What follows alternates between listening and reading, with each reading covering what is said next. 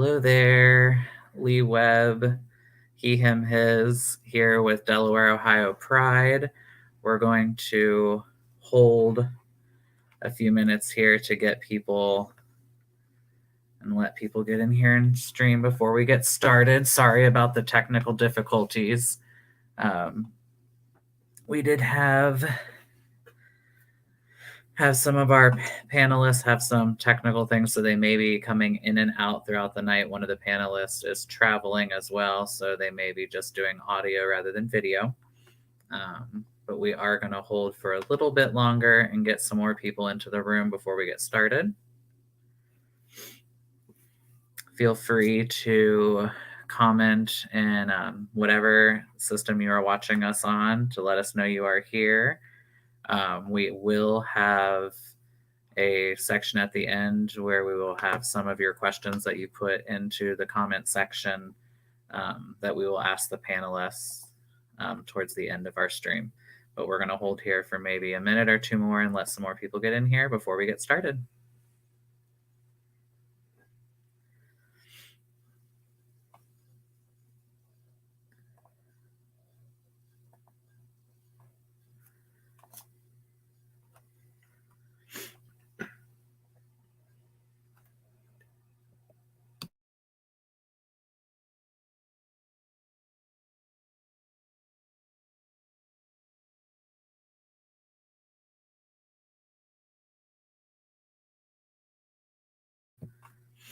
All right, we are going to go ahead and get started. I'm going to bring in one of our panelists here. Before I bring her in, I do want to say thank you for everyone streaming in tonight. This is our second digital talk that we've had as Delaware Ohio Pride. This one is called Think Positive, a discussion on HIV. I have a couple questions that I'm going to be asking the panelists, and they will have time to answer. Feel free to comment in the comments, like I said. And if you have any questions yourself, we do have time at the end. We will try to ask as many questions as we can to the panelists, but I can't guarantee we'll get to all of them. Also, I do have to put this out there that none of us are medically trained. We are not MDs. We are not doctors. We are speaking on life experiences. So there's none of us have medical background. And I have to put that disclaimer out there before we get started. I'm going to bring in our first panelist here. Hi, Cam. Hi. How are you doing tonight? I'm good. Yeah. Good. We do have two other panelists that will be popping in. Michaela is another panelist. They are the one traveling, so they're in and out of signal. They may just be doing audio.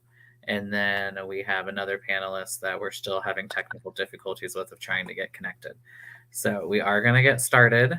The first question that we have on here is, could you share something about the day when you were diagnosed and what happened and how you felt?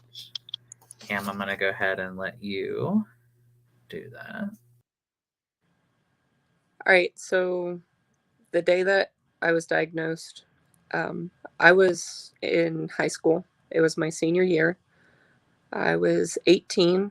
I went to go get tested for many different things, but for some reason I just had the feeling that that's what was going on with me. And I went in and I was by myself. There were people that came in before me and after me, and I was just sitting there, and those people were there for like 20 minutes and I was there for 2 or 3 hours. So after a while I started knowing that something was going on, and that I thought my suspicions were right. And the person took me back and told me that I was HIV positive, senior in high school. And the person that told me was not the most educated in the situation. They thought that it was still like the 80s and 90s, and it wasn't. So I instantly shut down. I thought it was all like that.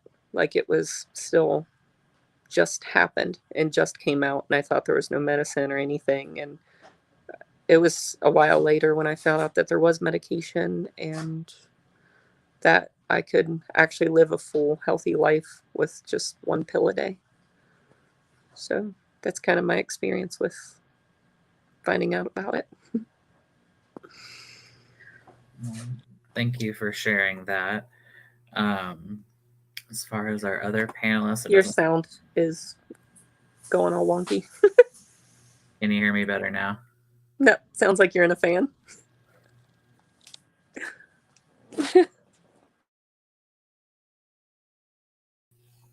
How about now?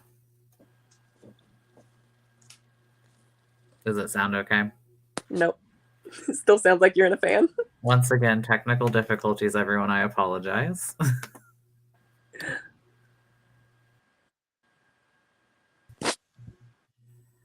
How about now?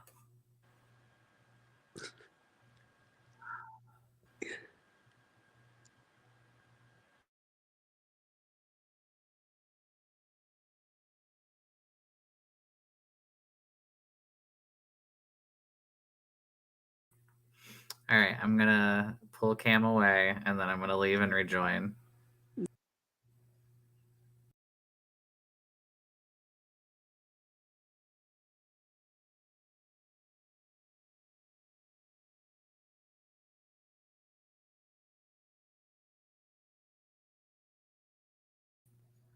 Sorry about that, everyone. We are having technical difficulties of using a new system. Let's bring Cam back in here. Cam, are you able to hear me now? Yes, I am. Okay. Thank you. Thank you for dealing with this, everyone. This is all new, and we're living in a new age where this kind of technology is what we have to get used to. I think it might actually be my phone. I was told others can still hear you. Okay. I do want to go on to the next question just because we don't have Michaela joining in just yet. I think she's still in a spot where she doesn't get signal. We'll go ahead and go on to the next one. What were you told about the treatments and options available for you? I know you mentioned that you felt the person that told you was not very educated in this. Has your treatment changed over time, which you kind of shortly mentioned that? And then have treatments gotten better in your opinion? Okay. So later on, I was introduced to a company that really helped me out. They work with a lot of people, not just HIV people, anybody with STDs or part of the LGBTQ community, or actually, I think drug habits and things like that as well. But they explained a lot of it to me. They originally put me on a medication called Atripla. Atripla was one pill once a day. It was kind of the best thing from what I was told during that time for my options, other than the fact that it had hallucinogens in it. So that wasn't really the best thing. So you had to take it and go to sleep. If you stayed up, it was terrible. About 2 years later, they came out with another one. It was Stribild. I switched to that. It's also one pill once a day. Took that for a few years. That medication's a little harder on your liver and kidney. So a few years later, I switched to Biktarvy, which is what I take now. There's no hallucinogens in it. It's a lot better on your liver and kidney, as far as I was told. Like Lee said, with what we're sharing, it's experience. We're not medical professionals or anything. And I've had a decent experience throughout the medications, other than the few things with Atripla and Stribild. Biktarvy has been a lot better. It's just one pill once a day. So that's about it. I know that there's cocktails and things, but I've never had to take any of those. Okay. Thank you for answering that for us. from your start to now with your changes, do you feel like it's gotten better for you?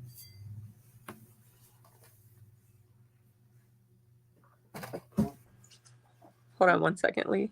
Okay.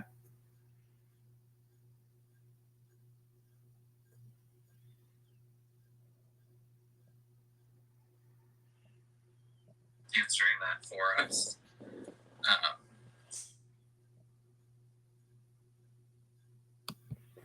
I think Cam might be having some technical difficulties. We'll let her do that. I can hear you now. You can hear me now? Okay, there we go. Yeah. So do you feel like those treatments have gotten better for you from when you were first diagnosed to now? Oh, here. It's gotten better over time. From the start, it was pretty bad in general, just because of how I viewed things and how I saw things. Okay. But the medications are definitely better. They've improved. Okay. And then the next question is, would you feel comfortable sharing something about how your family reacted? Or maybe if you could offer some advice about how friends and family could be helpful when they are told about someone's status.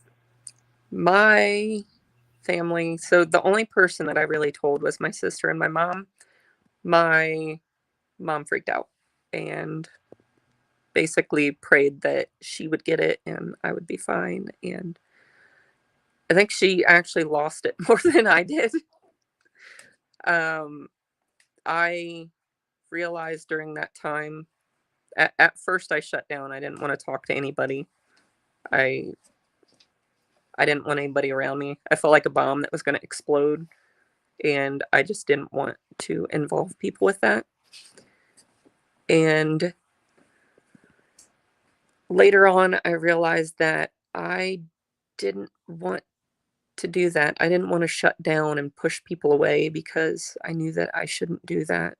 And I realized that I wanted to be the one, the kind of goofy one, the one that kind of freed people from the concern that I was going through and show them that, it can be much worse. Because at that point, I realized that I had medication and I was going to live a long time. I just had to take my medication and everything would be fine. And I wanted to show people that. And that's kind of why I'm here. And that's why I'm doing this too. So I can show people that you can live. I live a full, healthy, normal life. Well, normal for the most part. I'm kind of weird person. But I just, yeah. Thank you for answering that. Still waiting to see if Michaela joins us, which we don't have her yet, so we're going to continue on. Should any of the other panelists join us, we can always repeat back to those questions and we can give Cam a break from answering all the questions solo. But we will continue on. And I'm going to bring Cam back in here. You cut out. There we go. And Cam, can you share what kind of financial consequences? Oh, looks like we lost Cam. Technical difficulties, everyone. I apologize. Can everyone still hear me, though?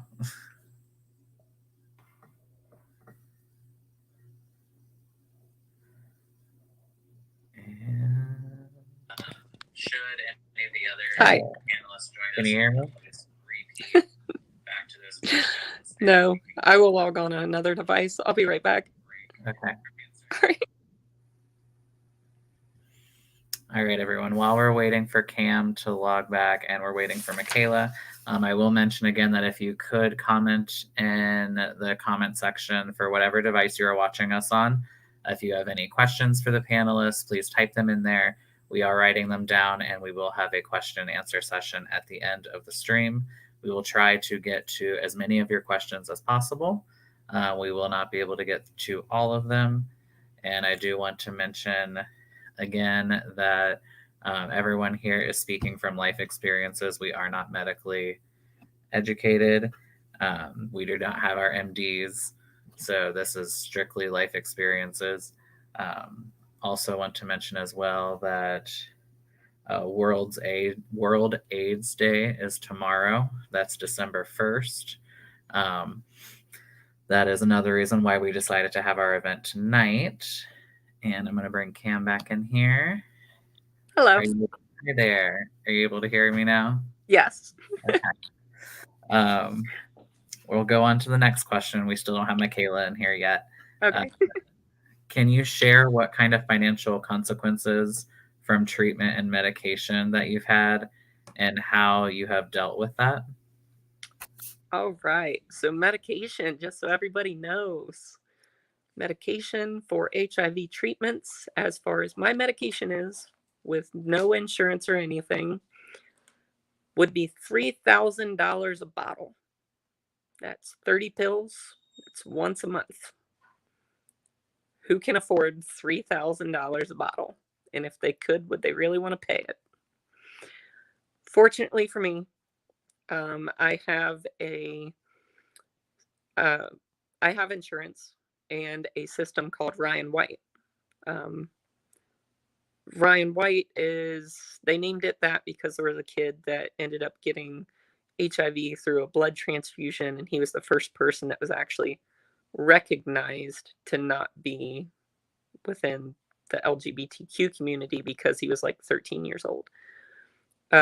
So they named this program after him. The program helps me pay for my medications and for the deductibles on my insurance if I need help on those, but only for things that have to do with HIV. I've been really blessed by being able to receive that help. If I was not able to receive that help, I would not be able to afford it. Because of that, everybody kind of knows what would happen if I didn't have my medications. But it's sad to think of that a lot of people aren't that lucky. So there still are people who need a lot of help with it. So the donations and stuff go towards Ryan White, and they help out a lot, and they can help more people. So that's been my experience with the financial part.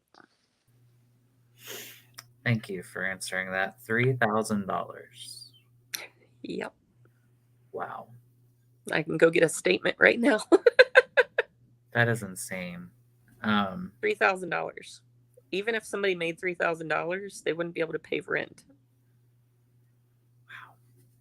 So yeah, that is nice that you have that help with that too. I know that speaking from life experiences again, my great uncle, for his treatment, he went through Equitas, and they were able to sign him up with some help for that too. They're really good. I know who you're talking about. Mm-hmm. Equitas is great. Mm-hmm. And check here, see if Michaela has not joined us yet. So we will move right along.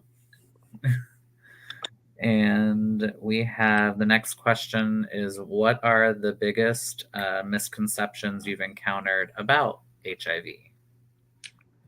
Biggest misconceptions. As you see, I just took a drink of my water. I was at my son's birthday party, and his grandma drank out of my drink on accident and thought that she contracted it. You don't get it from saliva unless somebody is gushing blood out of their mouth, and you have a gash and you're gashing blood out of your mouth. You're probably not going to get it. It's not, from experience and from what I've been told from medical professionals, including my doctor, and all of the research that I've done the past 13 years, you can't get it from saliva. You can't get it from blood. Well, You can't get it from blood. Sorry. You can't get it from saliva. You cannot get it from sweat. You can't get it from fecal matter. It's one of the things. Infants can get it from breast milk. Adults can get it from blood-to-blood transfer, or like semen to blood transfer. If I give you a hug, you're not going to get it. I have a kid. He is negative.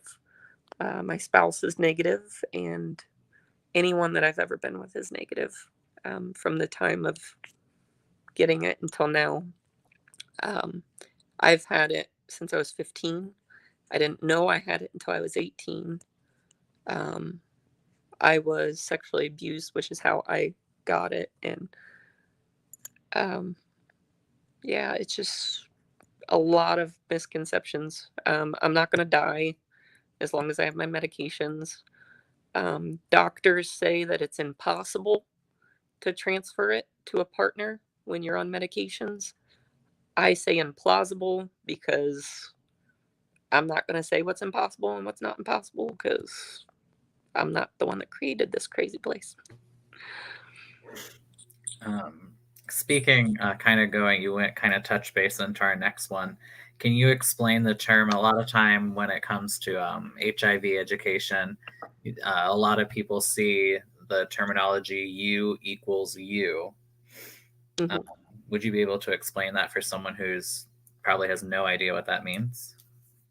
So when you're on medications, your levels drop to such a small amount that the machines cannot read the viral load inside of your blood. When that happens, you reach undetectable status. Undetectable status is, it's kind of like the remission of HIV. Like, you still have it. It just can't progress any further. It can't get any worse. At that point, it is harder to transfer it, no matter, like, as long as you're undetectable. It's hard to transfer it to your partners and things like that. I do want to stress to people that yes, doctors say it's impossible, but still be safe. Because if you're not being safe, that's a little crazy. But that's for each individual to make their own decision on as well. Thank you for explaining that for people that have never seen that or know what that is.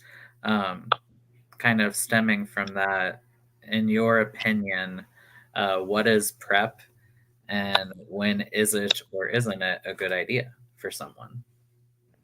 So PrEP is, I'm not going to say the full name because I'm going to get it wrong. But PrEP is a medication that can be used for a partner that has a either positive partner or somebody who is anyone active engaging in sexual contact with anyone. If they want to be safe and try to prevent contracting HIV or the later stages AIDS, you can take what's called PrEP. PrEP is a medication that it's kind of like a birth control for the virus. It stops it from entering into the cell. It stops it from reproducing, and it helps you not contract it. So anybody that's negative, that's active, can take it. You also asked when's a good time to take it and not take it. If you're active and you, I mean, if you're active, you probably should think about at least looking into it. Other than that, the only things that would really stop somebody is medical conditions. Like, it's hard on your liver and kidneys, but not like overly hard, you know, not any worse than what we do every day. Thank you for explaining that. Yeah. Um, kind of the next question you kind of mentioned before we had, would you feel comfortable sharing how you got HIV, which you did share earlier. Um, do you need? Would you like to share anything beyond that, or do you feel like you covered it pretty well? I can share more. Okay. So I was 15 years old. I was hanging out with a friend, and he wanted to hang out with another friend. So I was going to their house. My mom actually called me on the way there and told me, "Come home. You don't need to be in that area," which was downtown, actually. And I went, and that friend wasn't such a good friend. And I was abused by that friend and the other person and contracted it from that. A few weeks later, I got flu like symptoms and had to go into the hospital. When I went into the hospital, I couldn't keep food down. I couldn't even keep water down. And it was just like flu symptoms, fever, all of that stuff. And doctors could not figure out what was going on. I was there for probably about a month. I lost a lot of weight. And because I was 15, and obviously a 15-year-old's not going to just disclose to people right off the bat like a week later after being sexually abused. It's kind of a hard thing to talk about to people. But if somebody does abused, I would suggest at least talking to someone and to go get tested, not only for HIV but for other things as well, because there are so many things out there, and it kind of sucks at times that I carry that with me, because every day when my alarm goes off to take my medication, it kind of reminds me of that moment, but it also reminds me of what I've been through and where I got to now, where I am now, and I can help other people get through it. Like moments like this, like there's people out there that have nobody to talk to, and it's really nice to open up and talk to people about it, because being inside of your own head is a dangerous place sometimes when you're going through something like that. So that's my experience. Thank you for sharing that, Cam. Um, our next question we have is HIV and AIDS are different, but how do you and those around you know how to respectfully refer to your health challenges? And have these labels been politicized or stigmatized? Hmm. So some people think that HIV is AIDS. Um, in a way, I can understand that, but medically, there's a difference. So when you have HIV, your viral load is about here. I mean, when you don't have it, it's down at the bottom of the screen, but it's about here when you have HIV. When you have AIDS, it's up here. When you have AIDS, that's when it starts causing damage to your body, and you basically have no immune system at that point, because there's such a high viral that your immune system is not really able to fight anything off. So when there's damage caused to your body by other illnesses like pneumonia or something like that, your body can't really heal itself, because your immune system is trying to fight other things, if you even have one at that point, and it can't, because it's either not strong enough or non-existent at that point. HIV, there's your immune system's fine. When you're undetectable, um, your immune system's like normal. There's no difference in that, except that you have a low amount of virus inside of your blood. So that's about the difference. It's a little more difficult for me to explain it because I'm not a doctor, but that's the understanding that I have. Thank you for explaining that. And don't worry, we said before we are not doctors here. We are speaking on life experiences that we have. And do you and those around you know how to respectfully refer to your health challenges?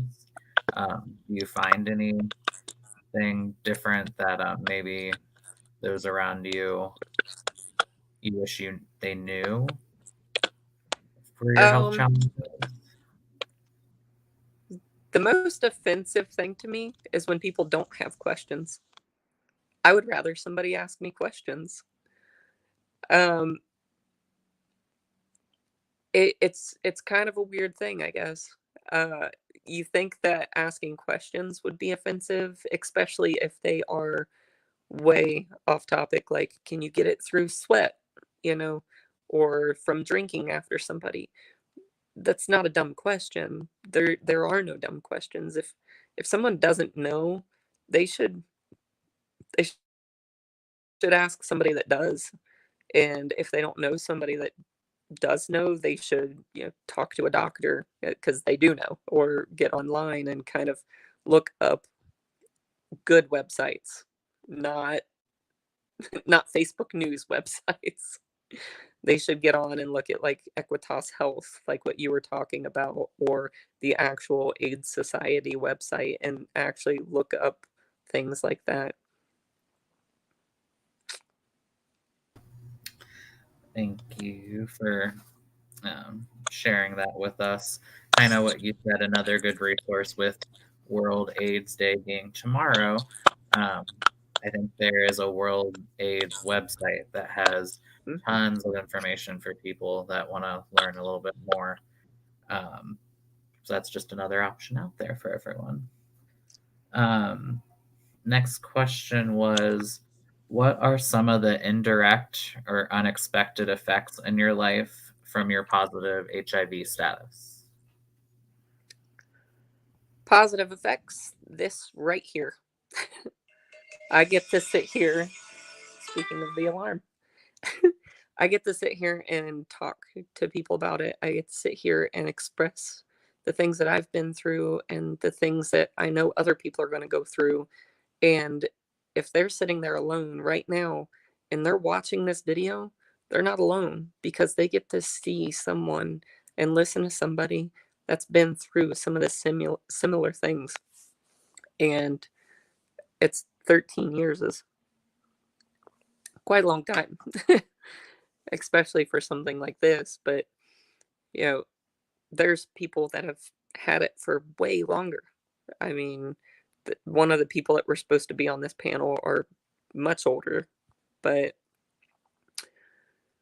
I I get to help people is the biggest thing, and just let them know that they're not alone and that they can live a happy normal life.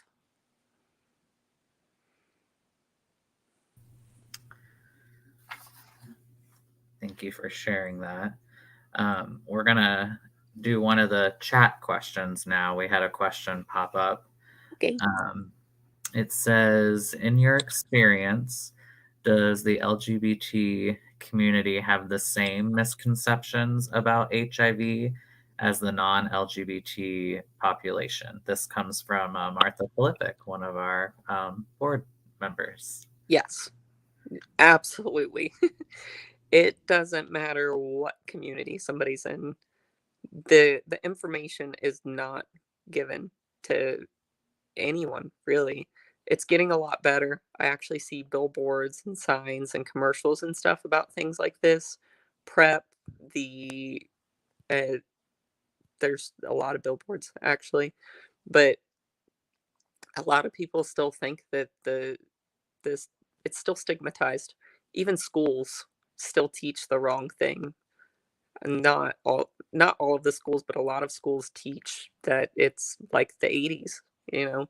It's not like now, but it's now. I mean, one pill once a day, back then, they thought birth control would help slow it, and some people still think that that works, and it doesn't.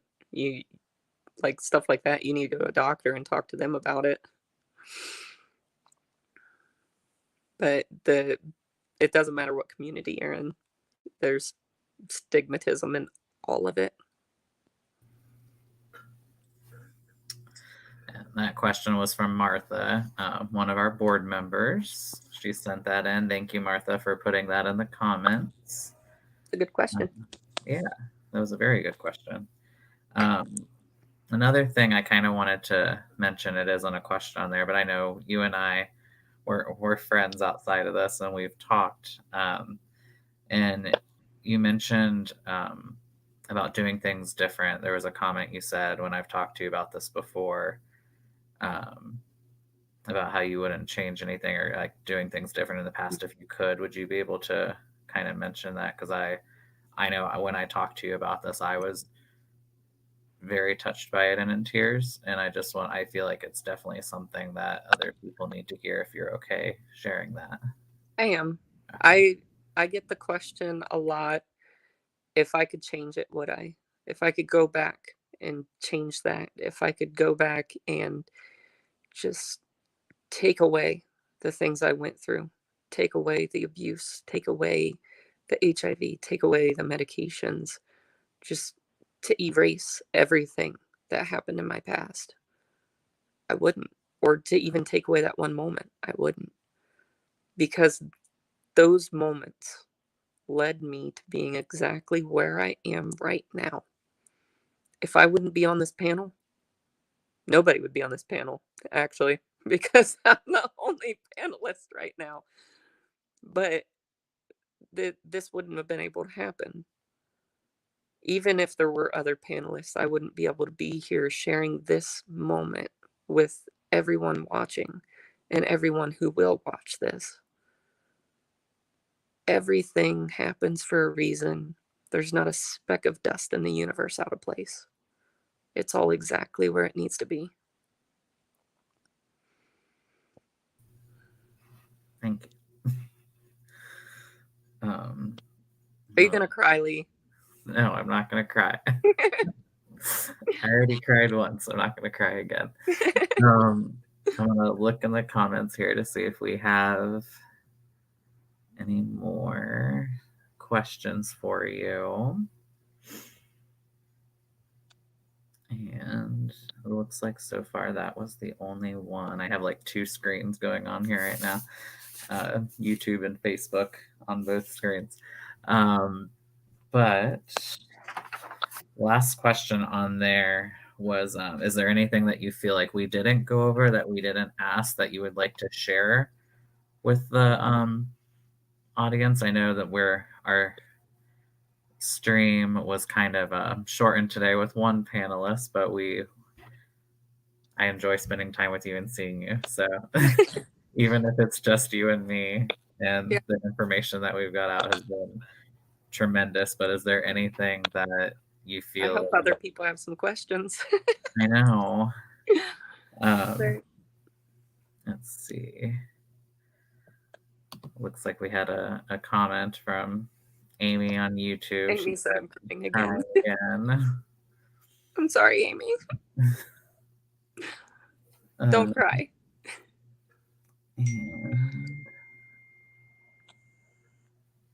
And I was gonna say, if anyone has any questions, you can put them in the comment section. Whether you're watching on YouTube or Facebook, we will still get them here.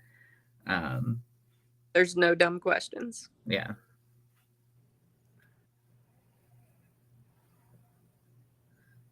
And It's just been a real experience for me. Thank you. sending you love.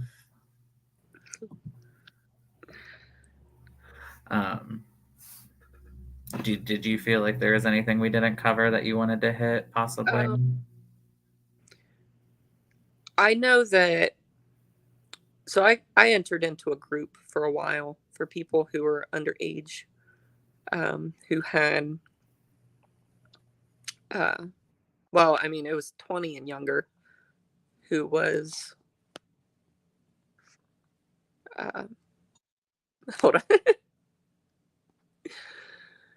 So the group that I entered into when I was 20, there were a few people in there. Um, there was one girl in there, and I want to give her props right now. She's the one that kind of inspired me to be the way that I am. I mean, she had HIV and she was on dialysis at the same time. And I asked her all the same questions. Would you change it? Like, what would you do? And she told me no. And I was like, well, why? And her answer was, everything is the way it should be. And that's around the same time that it kind of clicked. And I just wanted to be the goofy person that was happy, that freed others from concern, that tried to show people that things can always be worse. And by doing so, so many people have shared stories with me that I just want to bow down to them. You know, just like the girl that inspired me, there's so many people that have inspired me from their stories. And it's not only HIV stories, it's many other stories, but everybody's going through something. Everyone, every single person. And if you actually sit down and listen to them and talk to them, a lot of people, if you actually care, they'll tell you. And to take that and to use it for good to help other people, it just feels really good.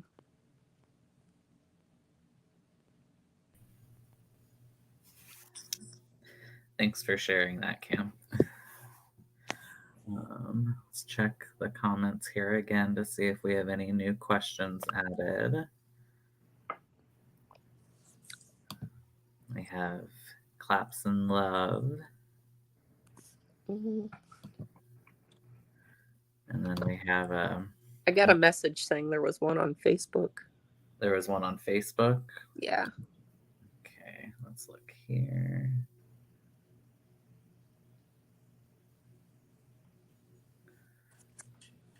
Let's see.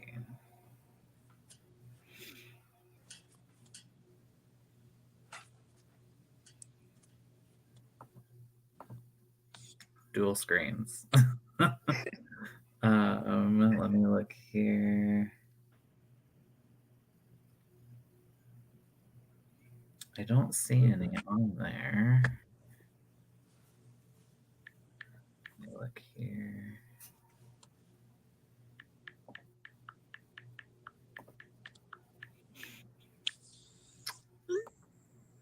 Well,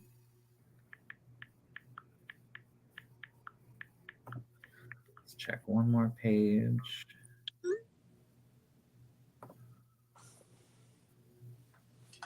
I want to make sure we get to everyone's questions before we get out of here.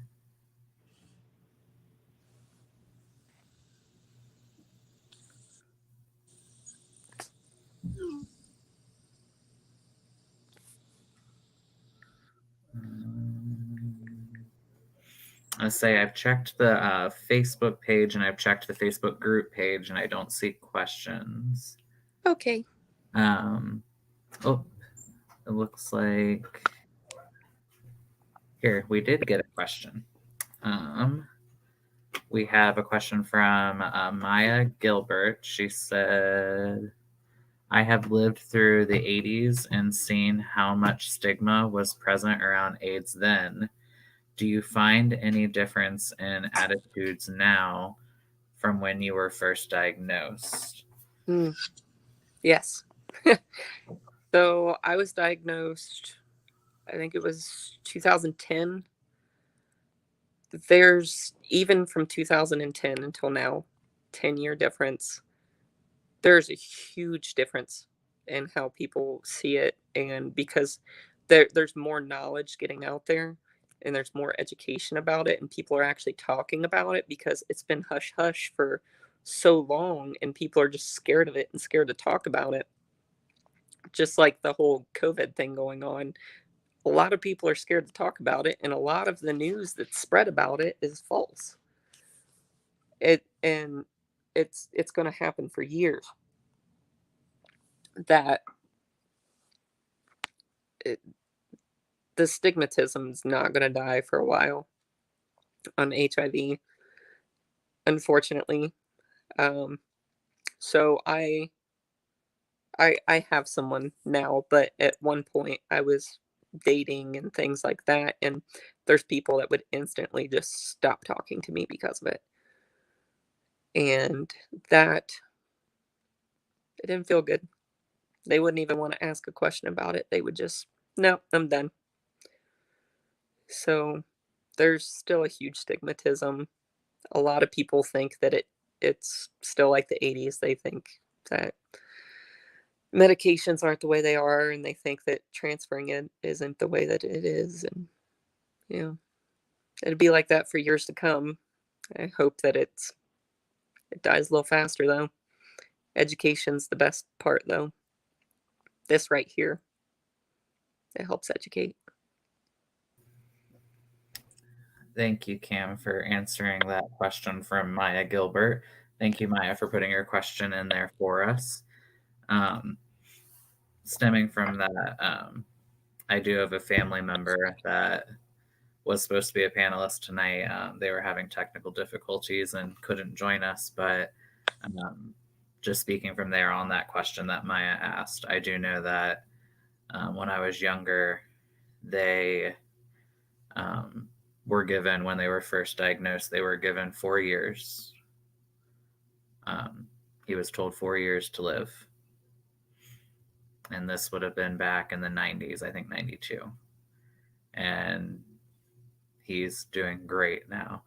And I don't know, 92 to 2020, that's a long time. So it's I feel like 28 years. yeah, I feel like they don't come into you with that way of when they say, oh, you are positive, we give you X years to live. I feel like that's not the discussion anymore. They told me I can live a full life once I got to somebody that knew what they were talking about. But looks like we got a comment here from Knowledge is Power. We definitely agree. We'll check the comment section one more time for questions. If you still have some you'd like to ask, you can type them in there. We are going to wrap it up here soon. And I'll check both pages real quick.